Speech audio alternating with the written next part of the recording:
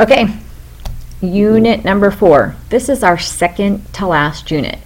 Summer sessions fly super, super fast, and I know I keep saying that. It's really, really important to try and keep up with the materials throughout the week. And it's difficult for me even. The grading is a mad rush, just as for you the reading is and everything else. So we're in this together. I just want to continue to encourage you to try and spread your work out. Some of you work ahead, work early, but so many of you are waiting until the absolute last minute to take the quizzes or to make your forum posts. And if that's the way you work, it's okay, and it works for some of you. Some of you are doing really, really well working in this manner, but others not so much, and that concerns me that you're putting everything off till the last minute, and then you don't have enough time. You can't really focus on what you want to say for the essays and the quizzes or for your forum posts. So I encourage you to please try and work more throughout the week, if it's possible. So my little disclaimer on that. Okay, so we now with Unit 4 will be dealing with Chapter 7 and Chapter 8 of both of your books. So of Latin American Interpretive History and of Consider the Source. You have both 7 and 8 in both of those sources, and we have a film in this unit. Which I find really fun. Okay, so it's something else to get a little different feel for the culture and the history, to mix it up a little bit beyond what we've been doing. Chapter 7 is on the Mexican Revolution. A whole chapter dedicated to one topic. So hopefully this will be a little more focused for you. I know a few of you have had comments about that there's so much information in single chapters, and that's true. We have not that big of a textbook which deals with over 500 years of history in a short number of pages. So there is a lot in chapters. With having this chapter all on the Mexican Revolution, hopefully this will help, like I said, a little bit with focus. Part of the reason there is a full chapter on this is that the Mexican Revolution was extremely significant in the course of not only Mexican history, but would have a really large impact throughout Latin America, but also in some ways in the course of world history. Because the Mexican Revolution was really the first time in modern history that we will see a true revolutionary movement. And revolutionary in terms of who was involved, people across all the different social classes, urban and rural, from the highest elite to the poorest poor, in the ideas that they were fighting for, the reforms that they wanted, not only political reforms, but also really extreme in some ways economic reforms and land reform. So as you're reading this, I want you to think about things like what makes a revolution, right? What do you need to have for something to be considered a revolution? And why was this considered so revolutionary? And keep in mind that not every revolution is successful, right? You don't have to necessarily be successful to be considered a revolution. It can be unsuccessful or it can be incomplete. What's more important is the nature of the ideas and of the people fighting and what the revolutionary forces brought together. Okay? Along with this chapter on the Mexican Revolution, I would suggest that you watch the film. The film is Como Agua para Chocolate, or Like Water for Chocolate. The reason I suggest you watch it along with this chapter is it deals with Mexican history. It takes place in Mexico. It deals with a lot of cultural ideas. You see a lot of issues of class and gender and rural versus urban society. But it also shows how the revolution is brought into a certain area of the Mexican countryside. So it ties in very closely with the content of the chapter. Now, I do want to make a disclaimer on the film. This is also in the modules, so you can read this disclaimer as well. The film does have scenes of brief nudity, brief full frontal nudity. It does have brief scenes of sexuality, and I hope that you will be able to push past this. You can fast forward through it if you feel the need to. I hope that you will think about viewing this through a cultural lens.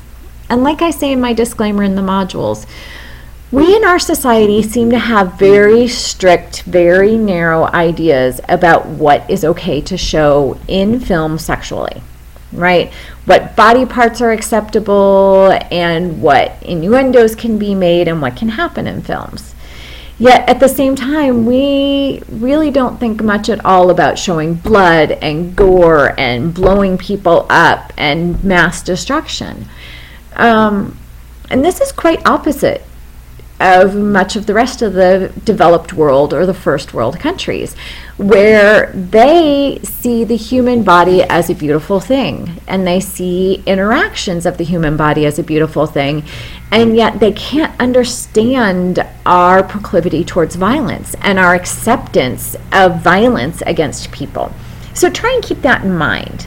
And if you can, try and just watch through this or fast forward if you need to, like I said. If you absolutely feel like you cannot watch it, you will need to contact me to get an alternate assignment because this film is a part of the class. Okay, Chapter 8. Chapter 8 is called From World Wars to Cold War. All right, so it's dealing with the time period of World War I through the start of the Cold War. So it's a pretty large time period, and it's, again, you're kind of moving around Latin America and different issues. So what we're thinking about with the time period of the world wars is the impact that these times and these wars had on Latin American nations. And when we're thinking about this, we're also thinking about the impact of the Great Depression, because the Great Depression did reverberate around the world, and it had vast impacts in Latin America. One of which, in many countries, was the institution of very staunch, violent dictatorships, supported by elites because elites wanted to hold on to what they had, and so they wanted to put down the masses and not listen to the cries of the masses for getting anything in their favor. So we're getting, again, like I said, into kind of a more violent and turbulent time period. And then you have this shift of ideology with World War II, whereas in World War II, it was proclaimed as the great idea of democracies fighting against fascism, right? So democracies against dictatorships, but that really wasn't true because we sided also with the Soviet Union in World War II. So we had a communist dictatorship that we were aiding and that was aiding us. But the idea was that we were fighting dictatorship in the name of democracy. So many of these dictatorships started to fall, okay? And the culmination of the switch to what would then come with the Cold War would happen in Guatemala. And there's a section of this chapter that talks about the situation in Guatemala, and my PowerPoint for this chapter also talks about the situation in Guatemala. The period of 1944 to 1954, which would really be the onset of the Cold War. It is such a significant thing, and it's outlined not only in the chapter but in my PowerPoint because this would have a huge impact on the way that the United States would deal with Latin America and expectations that Latin Americans would have towards the U.S. government. 1944 to 1954 was the first time period in Guatemalan history where they had a democracy, where they had successful elections, where democracy worked for the people, and where the people of Guatemala were really benefiting.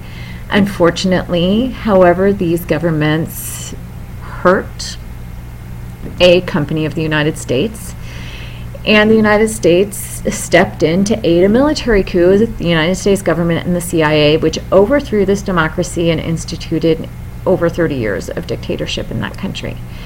And the situation in Guatemala would be the time period and the change of U.S. policy towards Latin America, where we would, early in the chapter, you're going to see that we had some very overt involvement in the countries in the region, that we really we sent our military in at times. We had more direct involvement, and in this time period we're going to see that Guatemala would lead to the situation where it becomes more covert. Things are done more through the CIA, through U.S. Special Forces, and it becomes a little bit underhanded in some way. And what I'm asking you to do with this is just keep an open mind, okay? Realize that we're trying to look at this from the perspective of the Hispanic world. These are things that can be difficult to deal with, difficult to read about.